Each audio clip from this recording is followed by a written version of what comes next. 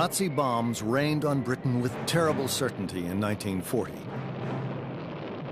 But just as certain was the voice that rose in defiance. You ask what is our policy? I will say it is to wage war by sea, land, and air, with all our might, with all the strength that God can give us, to wage war against a monstrous tyranny never surpassed in the dark and lamentable catalogue of human crime. That is our policy. Brilliant, arrogant, and energetic, Winston Churchill led the nation he loved throughout World War II, when Britain's very existence was threatened. If Churchill had died in 1939, he would have gone down to posterity as a marvellously colourful, astonishingly talented man with many elements of greatness, but whose career had somehow never come off. It's one of the great ironies of his life that he owed his great opportunity to Hitler. And in fact, Hitler himself said, if this war had not come, who then would speak of Churchill? On his 80th birthday, Churchill looked back on the war years and said, It was the nation and the race dwelling all round the globe that had the lion's heart. I had the luck to be called upon to give the roar.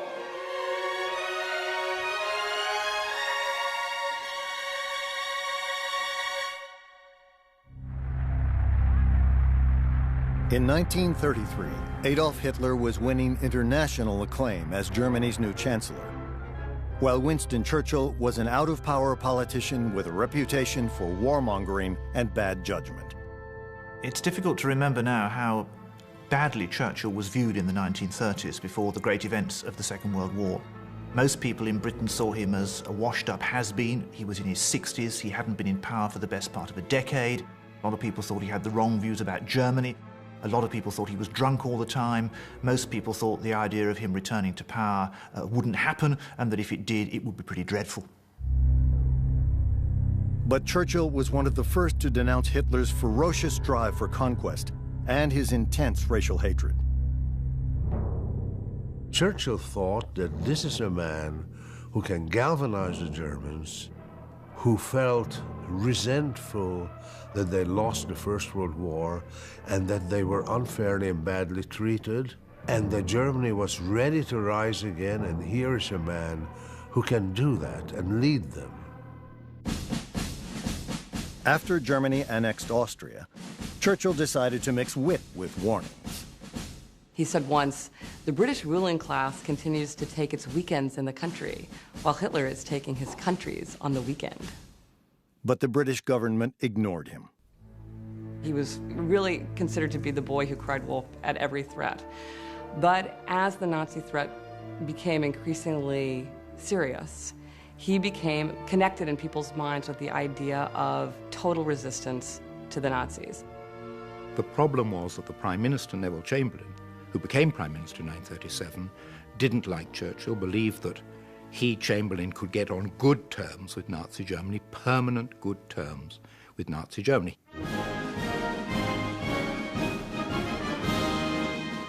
The next year, Germany swallowed up part of Czechoslovakia. An anxious Chamberlain met with Hitler, who promised no more invasions. Chamberlain returned from Germany proudly waving a signed agreement. I bring you peace with honor. I believe it is peace in our time. But on September 1st, 1939, Hitler smashed Europe's dreams of peace and attacked Poland. The Second World War had begun. 2 days later, a shaken Chamberlain asked Churchill, whose dire warnings about Hitler had come true, to join his cabinet. He was the one who could embrace war when war was essential, and Chamberlain was someone who wanted to avoid war at all costs, which led him astray when he came up against someone like Hitler. On May 10th, 1940, Nazi Germany simultaneously attacked Holland, Belgium, and France.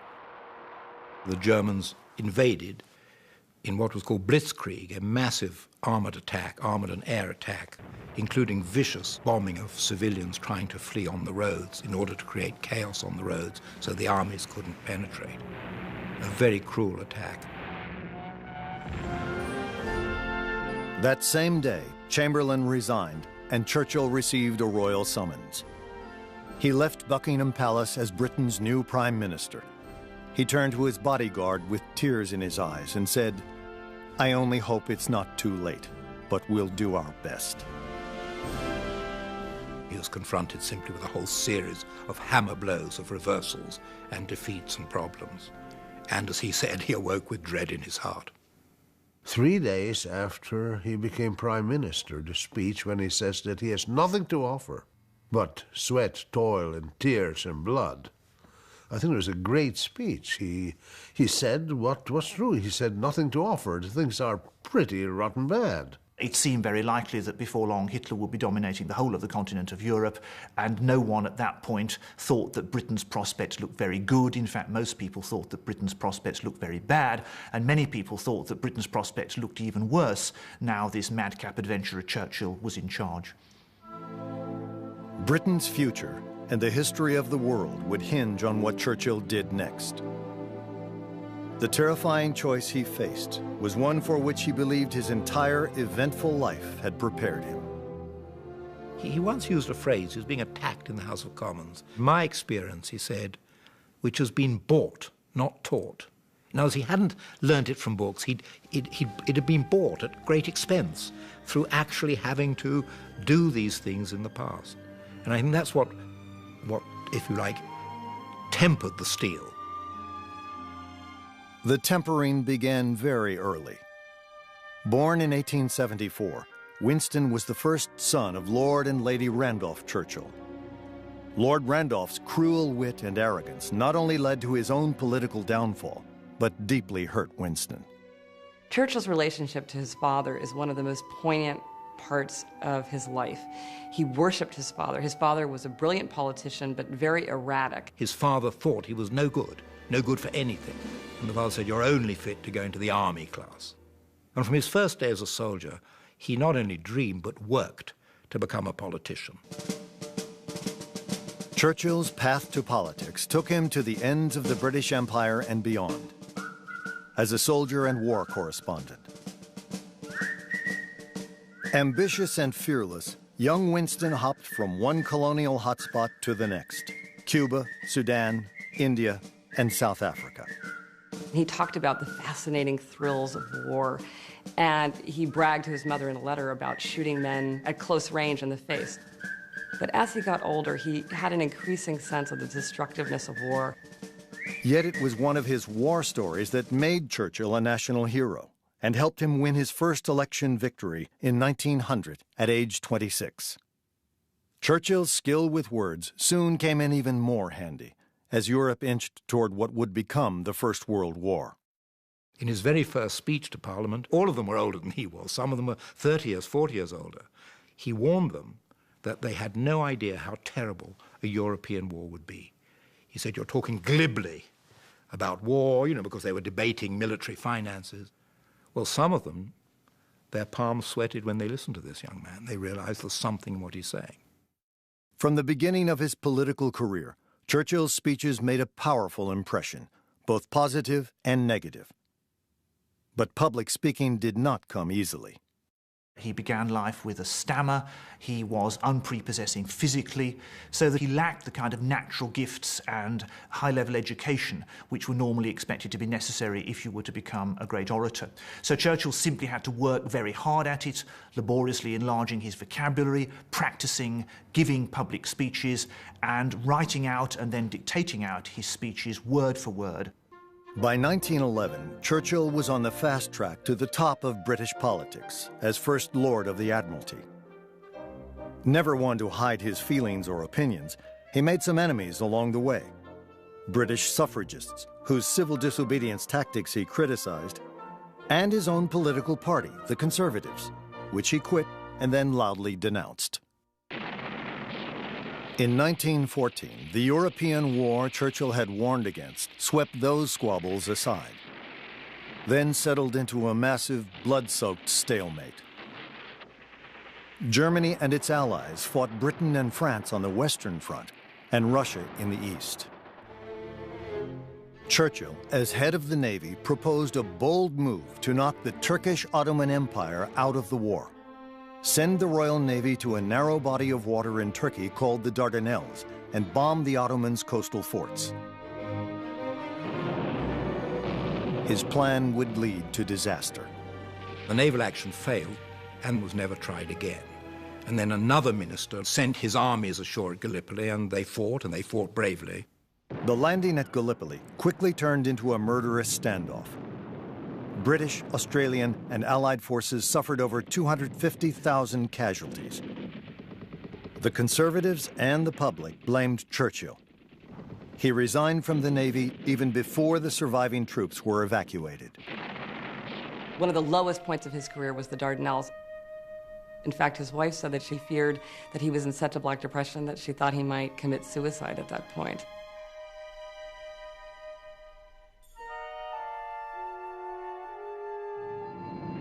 In despair, he re-entered the war the only way he could. He enlisted and served as lieutenant colonel for the 6th Royal Scots Fusiliers on the Western Front. He was the only politician of his stature who actually served in the trenches during World War I. And he had tackled it with his usual energy. He fought the lice, he fought the mud. He had all sorts of ideas about how they should approach trench warfare. It gave him a real insight for what it was like to be a soldier at the front during that war. After almost 6 months in the trenches, Churchill returned to London and politics. He was lucky to have survived. The First World War killed millions.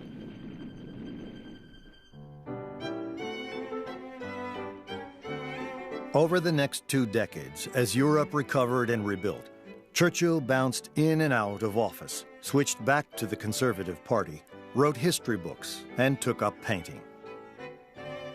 But his once bright future had dimmed. He still spoke out on foreign affairs, especially when Hitler's Germany began to rearm. The war-weary British government paid little attention, but the public began to listen. Churchill was an astonishingly brave man, both physically and morally. Churchill did believe, although he didn't like war, he'd seen enough of it not to like it, but he did believe that there were occasions when the British had to go to war, when they had to stand up to continental tyrants.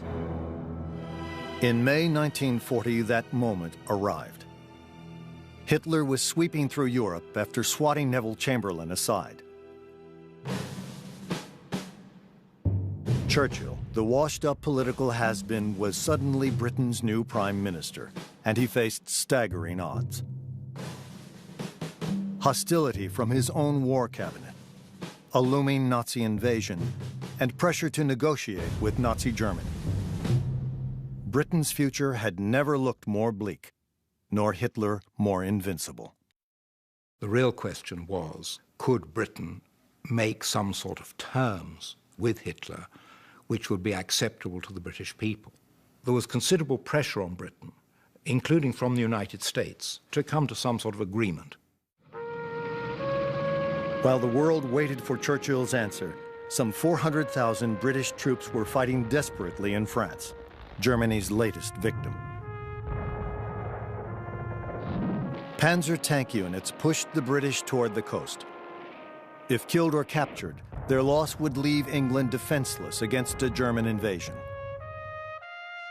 Haunted by visions of the Dardanelles disaster in the last war, a grim Winston Churchill ordered an evacuation from the coastal town of Dunkirk, expecting less than 10% of the men to be rescued.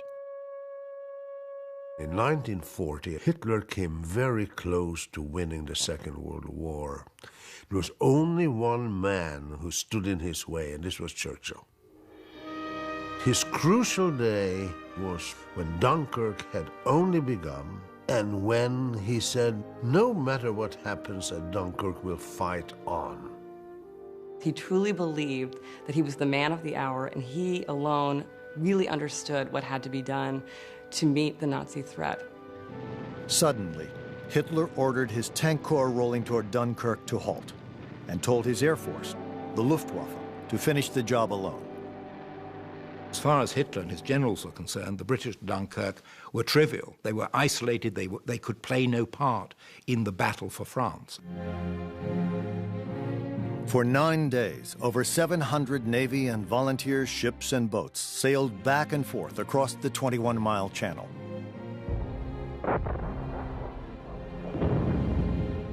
They saved British and French soldiers alike, ferrying 3/4 of the men to safety, instead of only 10%, as Churchill had feared. Some 350,000 managed to get off from these beaches and get back to Britain. That's why it's called the miracle of Dunkirk. But as Churchill told the House of Commons, wars are not won by evacuations.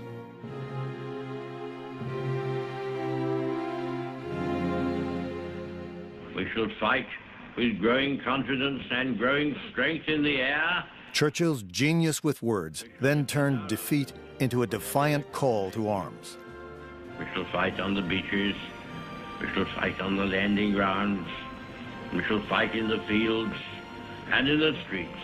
We shall fight in the hills. We shall never surrender. But France was on the verge of surrender. Its government had already evacuated Paris when Churchill flew to meet with Prime Minister Paul Reynaud and his cabinet on June 10th to plead with them to keep fighting.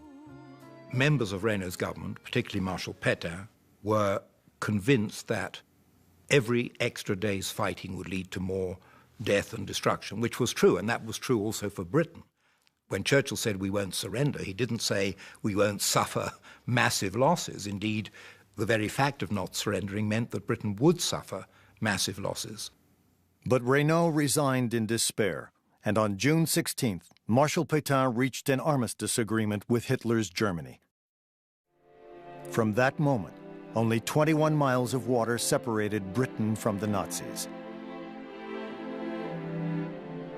2 days later, Churchill addressed a worried nation. Let us therefore brace ourselves to our duty, and so bear ourselves that if the British Empire and its Commonwealth last for 1,000 years, men will still say, this was their finest hour. The British people reacted to this. They said to themselves, finally somebody said, this is what we ought to hear, not only what we want to hear, what we ought to hear. By mid-June 1940, Britain stood absolutely alone against Nazi Germany. The American government, led by Franklin Roosevelt, was officially neutral, and the Soviet Union's Joseph Stalin had signed a non-aggression pact with Hitler. Churchill knew Germany planned to invade and would probably use the defeated French fleet. Most French ships were in the Mediterranean near the port of Mers el-Kabir in the French colony of Algeria. Nearby British warships offered the French admiral in charge safe passage to British or neutral ports. But France refused. So the moment that Britain knew that the French were not going to hand over their ships, the order was given to open fire. And some 1,200 French sailors, who only 3 weeks earlier had been Britain's allies, were killed. It was certainly the most difficult single decision Churchill made. During the war, he was physically sick. When he announced it, he broke down. He was overwhelmed by it. And what he only learned 6 months later was that it was the ruthlessness of the destruction of the French ships at Mers el-Kabir that had convinced Roosevelt and his administration that Britain really was determined to fight on, and that therefore their hesitations to send any war equipment to Britain because they thought Britain is just going to surrender or be overrun, those hesitations were swept aside. What General Weygand has called the Battle of France is over. The Battle of Britain is about to begin. Unlike in France, this battle would be fought in the sky. In August 1940, the Luftwaffe set out to destroy Britain's air defense before German troops crossed the Channel. But the Royal Air Force stopped them cold, handing Hitler his first defeat.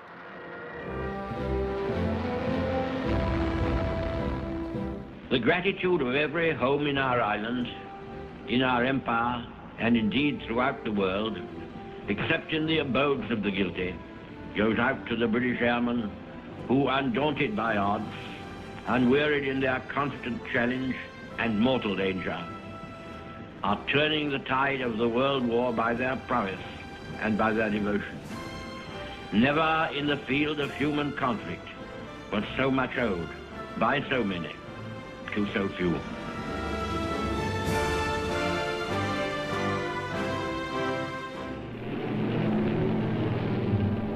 Hitler changed his strategy and started a new kind of attack.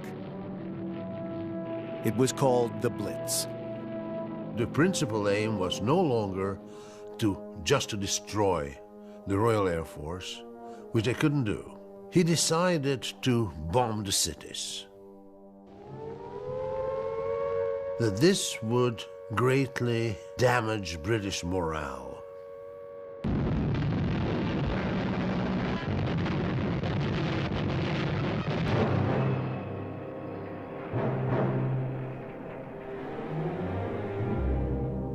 Thousands of civilians were killed each week. Ultimately, close to 42,000 died. Over 50,000 were injured, and large parts of London and 6 other British cities were destroyed. But Winston Churchill's Britain remained resolute.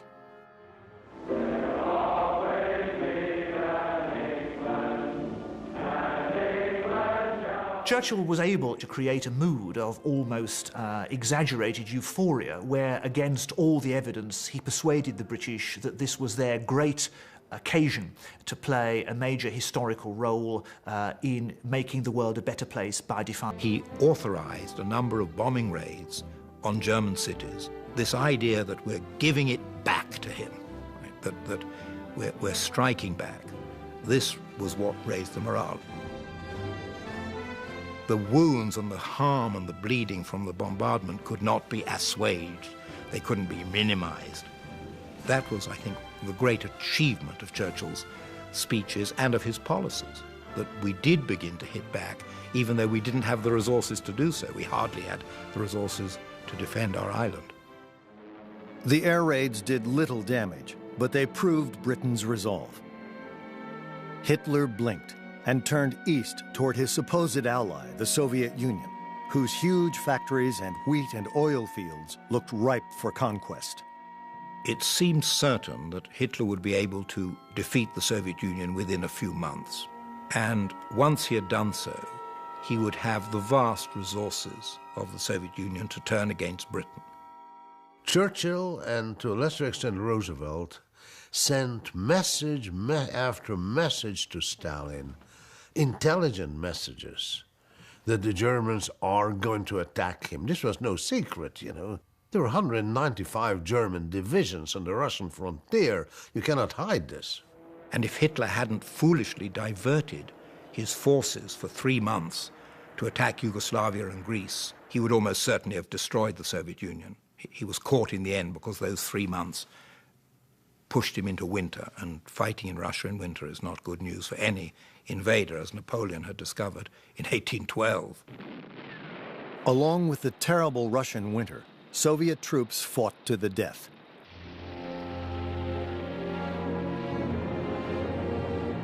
And Russian civilians practiced a scorched earth policy, leaving only smoldering ruins for the advancing German army.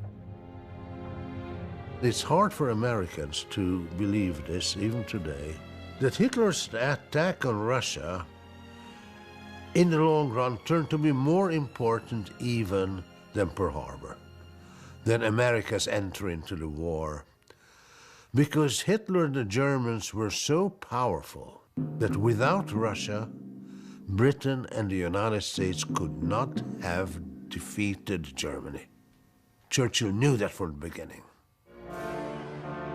Churchill hated Bolshevism and communism from the time of the Bolshevik Revolution on in 1917. And yet Churchill once made an observation that if Hitler had invaded hell, he would immediately seek an alliance with the devil. And I suppose in some senses he probably thought an alliance with Stalin was pretty close to that.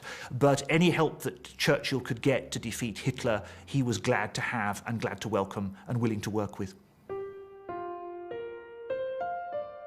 So from the moment of the German invasion of the Soviet Union, it became a British imperative to do everything possible to somehow keep the Soviet Union fighting.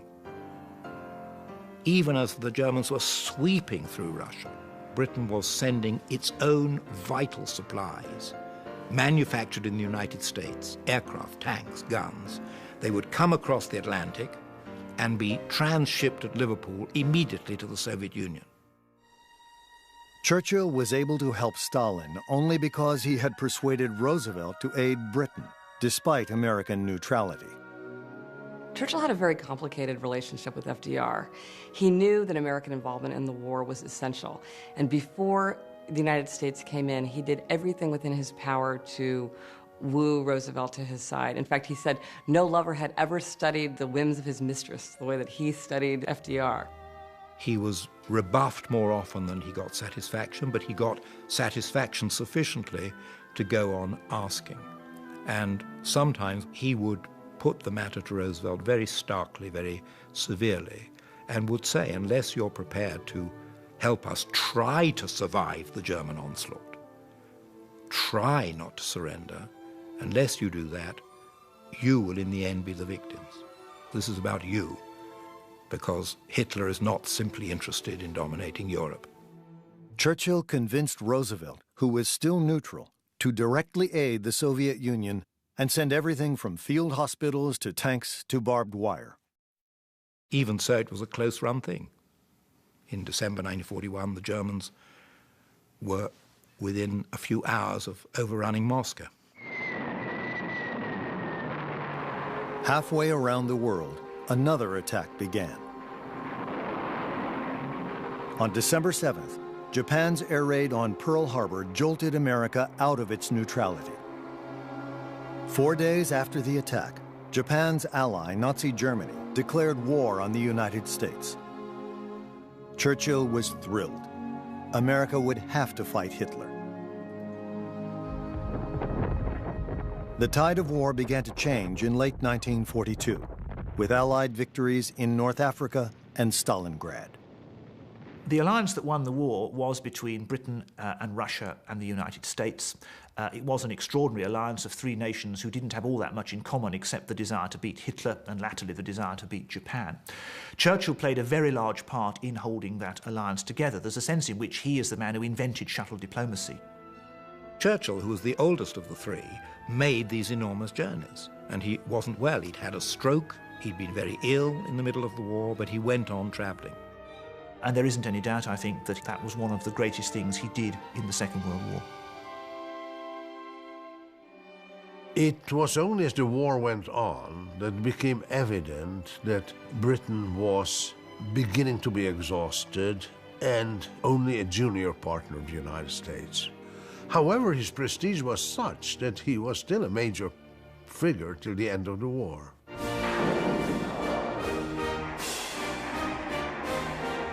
The greatest war the world had yet known ended in 1945.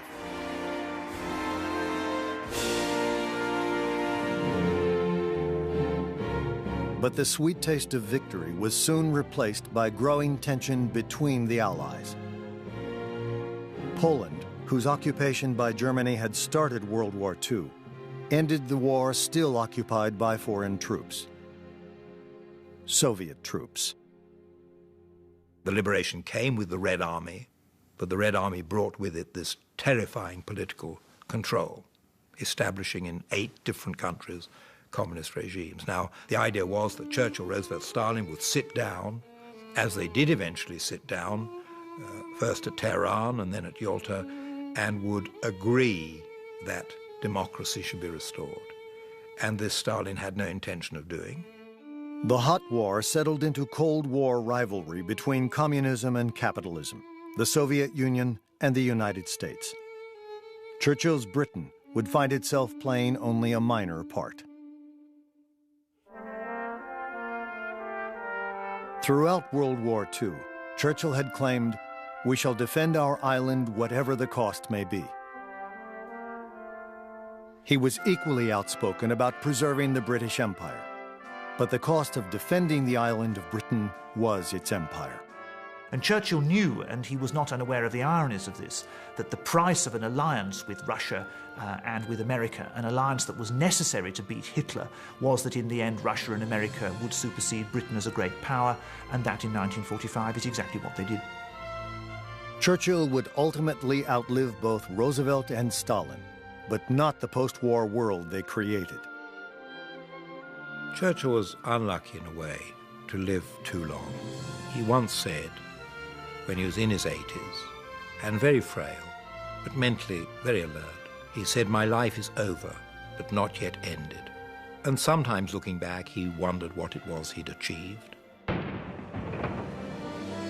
There was a sense in which Churchill's magnificent state funeral in early 1965 was not only the last rites of Churchill as a great man, but the requiem for Britain as a great power, and everybody really knew that. Losing the empire was inevitable, but saving the world from tyrants was not. It took courage, a mixture of compassion and ruthlessness, a deep understanding of history, and the ability to express those qualities in words. In a 1950 speech, Churchill said, "The day may dawn when fair play, love for one's fellow man, respect for justice and freedom will enable tormented generations to march forth, serene and triumphant, from the hideous and haunted epoch in which we ourselves have to dwell. Meanwhile, never flinch, never weary, never despair."